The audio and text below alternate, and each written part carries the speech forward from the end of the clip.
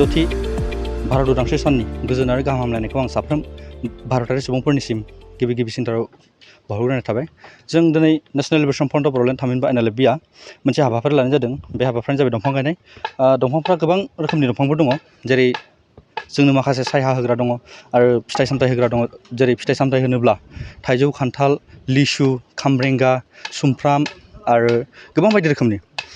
दा जों बे बिफां गायनाय हाबाफारिखौ नैबे थांखि लानाय जादों दि जों नुनो मोनो नैबे जोंनि गौरां पिकनिक स्पट, जा गौरां पिकनिक स्पट, बे पिकनिक स्पटआव बोथोरनि समाव गोबां रायजो राजाफ्रा पिकनिक जानो फैयो।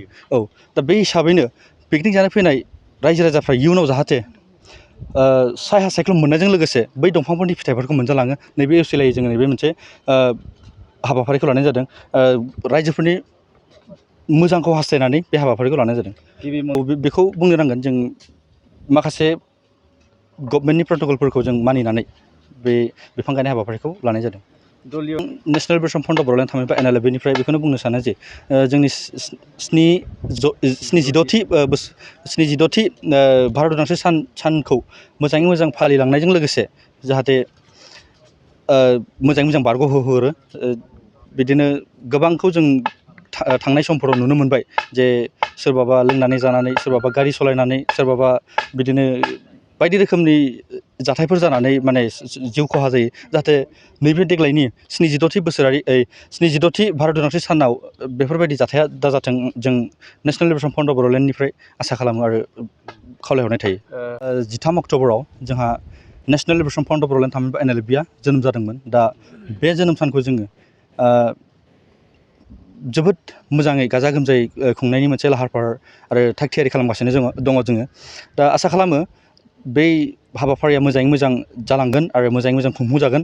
आरो जों गोबां रायजो राजाफोरखौबो जोंनि बै जोनोम सानावहाय लिंहरनो थाखाय जोङो थियारि जानानै दङ।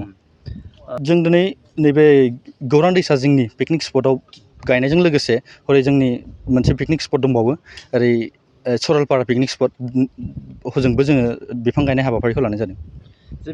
जोथोननि बेलायाव जोङो नोजोर बोनानै बे जोङो माने बेरा होनानै जोङो बेखौ प्रटेक्सननि थाखाय जों बानायखादों। बिफाङा गायब्लाल' जाया, बेखौथ' बयबो मिथिखागौ, नाथाय जोथोन लानायासो गोनांथार।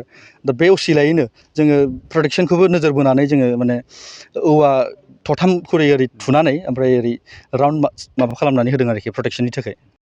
मोजांलै जोंनि दिनाव